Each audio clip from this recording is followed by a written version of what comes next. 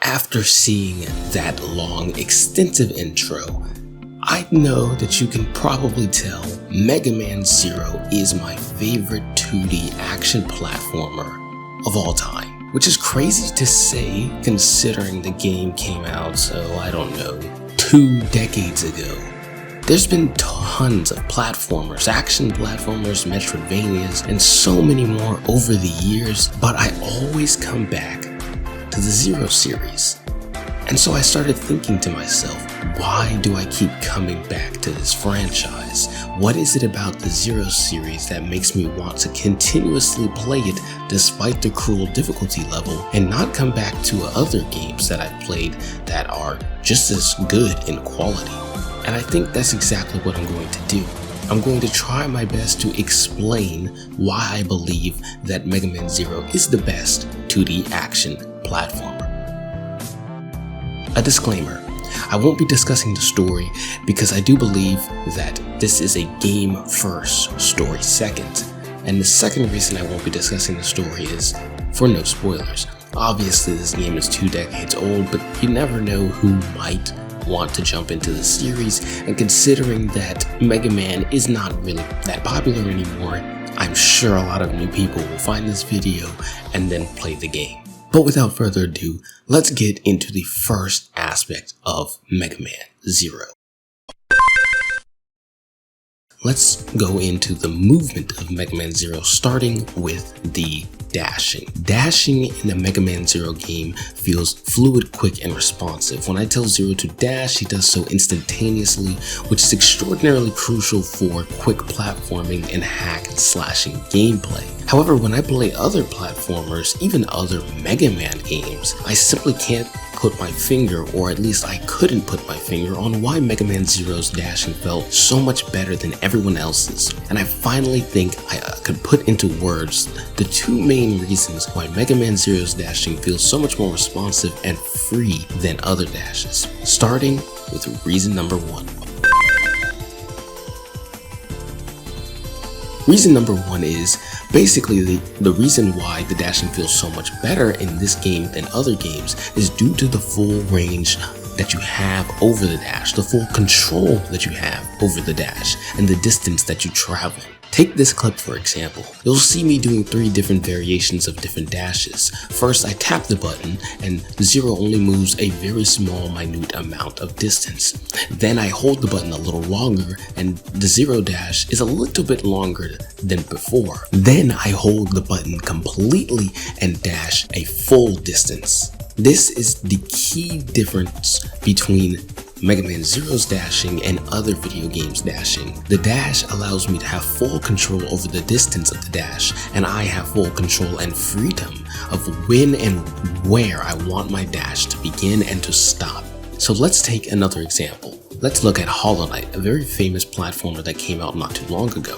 When I dash in Hollow Knight, you'll see that I dash from point A to point B with no interruption. I cannot act out of the dash and jump, and I cannot change the distance of the dash. I simply have to dash and then act afterwards. However, in Mega Man Zero, when I dash, I can act out whenever I wish, and I dash exactly the distance I want. If I want to dash a small amount, I simply have to let go of the button of when I want the dash to stop, and then the dash immediately comes to a halt. This, in my personal opinion, allows for more freedom and more creative gameplay that a lot of other games simply don't have. But that's not the only thing that keeps the dashing fresh. Let's move to reason number 2. The second reason of the aspect of the dashing, of why it feels so amazing in the Mega Man Zero franchise or series, is simply for the fact that I can act out of the dash whenever I want. Let's take that Hollow Knight clip example. During this Hollow Knight dash, I am actually mashing the jump button, and you'll see I cannot jump until the dash animation is fully completed. That is when my next action is allowed. However, in the Mega Man Zero games, you can see that the moment I press jump, I can jump out of the dash. And not only can I jump out of the dash, I can carry the momentum from the dash. So it isn't like I'm jumping to a halt, I'm carrying the momentum. What does this basically entail? It basically means that when I dash, I get the freedom to choose when to jump out of my dash or to stay during my dash. This, like I said, is perfect for precise platforming because it makes me feel like I'm 100% in control. But if that was the only reason why the Mega Man Zero franchise was good in its movement, then other games would have replicated it by now. However, that is not the case. There is a second aspect to the movement in Mega Man Zero. Jumping and wall jumping. Now, jumping is nothing new in a platformer. Jumping is literally in every platformer, or at least I hope it is, and Zero's jump plays no different than most. However, there is one thing that he does that a lot of platformers don't do, and it essentially is the jump height is dependent on how long you press the button, very similar to the dashing. Take this clip for example. When I tap the jump button, Zero only jumps ever so slightly. When I hold it a bit longer, he goes higher in the air. And then when I do a full press of the button, we get Zero's maximum jump height. Now this isn't something that no game has ever done. I mean, let's take Hollow Knight as an example. This game also does it extraordinarily well. When I tap, I get a small jump. When I full press, I get a full jump. And that's why I've had a lot of fun playing Hollow Knight because it reminded me of the Mega Man Zero franchise. However, that is not the only aspect of the jumping that Zero does well. We also have the wall jumping. Now, wall jumping in a lot of video games is not my cup of tea. They usually give you a prompt. For example, if you want to wall jump, you have to press left and A. Let's assume your jump button is A. Left and A, or right and A to do a wall jump. Some games will make you do right and A to do a wall jump. However, in the Mega Man Zero games, you simply have to press A and scale up the walls, which is not something that a lot of games allow you to do, which is scale up a wall without having to wall jump. Once again, giving you that freedom to choose, do I want a wall jump or do I want a wall scale or climb up the wall, which a lot of games do not allow you to do. I mean, even in Hollow Knight, I am not allowed to wall jump, at least not at the beginning of the game. So, that is only two of the aspects. However, there's the third aspect, which is the wall cling. A wall cling basically means when I touch a wall, I will slide down automatically. Zero will essentially slide down the wall automatically.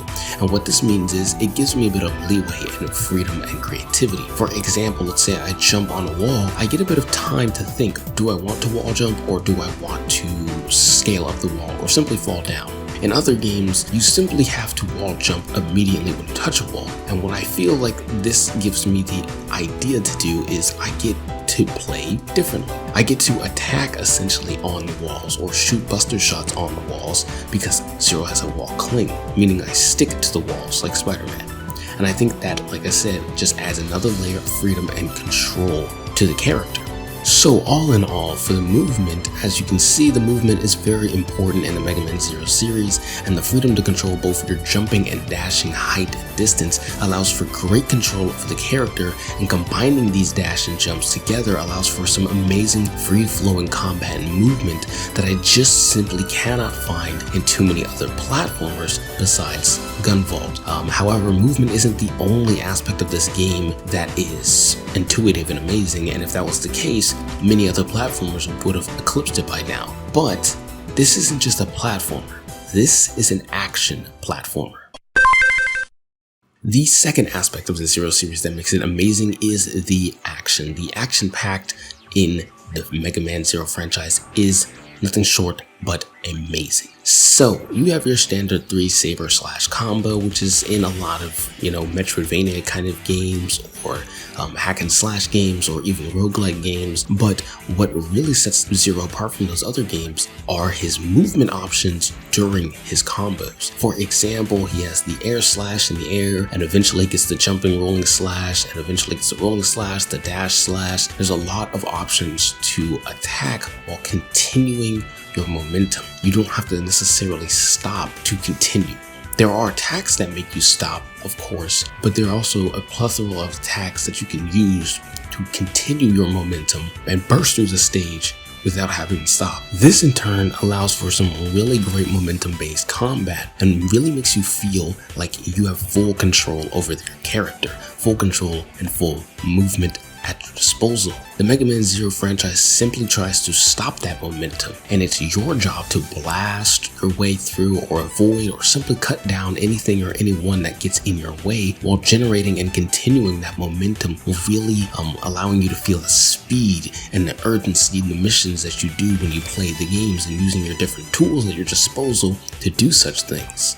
You also are guarded multiple tools, just like in other Metroidvanias or platformers or 2D action platformers, and in Mega Man Zero 1, you are gifted arsenals of weapons like the boomerang shield or the triple rod, both of which give you more variety of what to do and how to play. When you experiment with these two combinations of weapons, you realize that it's not just the saber and the buster. In Mega Man Zero 2, you're introduced to the form mechanics, which allow you to get certain buffs and debuffs depending on which form you have equipped at the time. And they also introduce EX skills, which allow you to basically get special abilities when you get a high rank. Mega Man Zero 3 introduces the chips, and the chips basically give you certain abilities depending on which one you implant onto Zero. For example, you have the chip that goes into Zero's feet that allow him to double jump, or the chip that goes into his head that allows him to heal when he's standing still. And then in Mega Man Zero 4, we're introduced to the armor system, where you gain various parts and you can craft different armor pieces and sets, each with their own varying effects. As you can see, with all of this different variety, you really get to experiment with what works and what doesn't. And Zero is not a perfect game by any means. There are a lot of things that definitely could have been worked on, but for a game that came out over 2 decades ago, you have to give it a little bit of credit. But that is still not the only thing that keeps the game feeling fresh. Bosses in platformers are hit or miss for a lot of people, because bosses in platformers are usually akin to maybe bosses like Mario, where you're jumping on the enemy, or maybe it's something more like a Sonic boss, or even in something like Celeste. These games are really great, but the bosses obviously lack a bit of action packed to them. I feel like the bosses in a Mega Man Zero game, and in a Mega Man game in general, really put the action to the test and focus on combining both action and platforming to defeat bosses, rather than purely platforming. Even in Mega Man Zero, there is an entire combo system that you can use to deal out amazing amounts of damage and look stylish while doing it. However, I won't go too in depth with this, as I'm not 100% experienced, nor am I qualified to talk and teach you about that. And seeing as the Zero series doesn't necessarily teach you these things without you having to look on the wiki, I'm not going to use this as leverage to say that Zero is a better game than another when its mechanics weren't even properly explained. But do know that those mechanics are in the game, which only add to the variety and freedom that the game gives you. So, all in all, what are the main aspects that are really making the Mega Man Zero games different from all the other ones? And I think I've compiled a short list. It is the movement, the dashes, the jumps. All of those give you full range and control over Zero of the distance and the height of which you want to go. A lot of other platformers simply do not give you this freedom. The action is obviously top notch, allowing you to generate momentum and continuously move across the screen while obliterating enemies, rather than moving across the screen and avoiding enemies. And although you can do that route, there are a lot of enemies and a lot of things in the way that you will have to destroy, and this really adds to the action part of the action platforming. You aren't simply platforming and dodging and jumping on platforms, you're also gunning down enemies, slashing and hacking, and doing the best that you can to get that S rank. I think I finally understand what it was that drove me back to the franchise continuously over and over again and made me buy the game twice. it's the freedom. The freedom to control my dashes, the freedom to control my jumps, the freedom to combo, the freedom to use different moves. The key word is freedom. In other platformers or other games, I do not have the freedom of my character. And what I mean by that is, like I said in the Hollow Knight example clip, you can see I was mashing jump and I simply cannot act out of it. Or maybe in a different game, wall jumping isn't a thing, or maybe wall clinging isn't a thing. I feel like Zero really took into account every single possibility of what you would want to do while you were performing in an action platformer that I feel like, once again, no game has been able to replicate besides, a game like Azure Strike or Gunvolt, which still isn't exactly the same thing. And I wouldn't even count Gunvolt because it was quite literally made by the same people who made Megaman Zero. So using them as a base of creators who've been able to replicate it would be a little unfair, considering that they made the original. But if we're excluding them, I have not seen anybody else be able to replicate a game quite like Megaman Zero. And this game came out on the Game Boy over 20 years ago in 2002.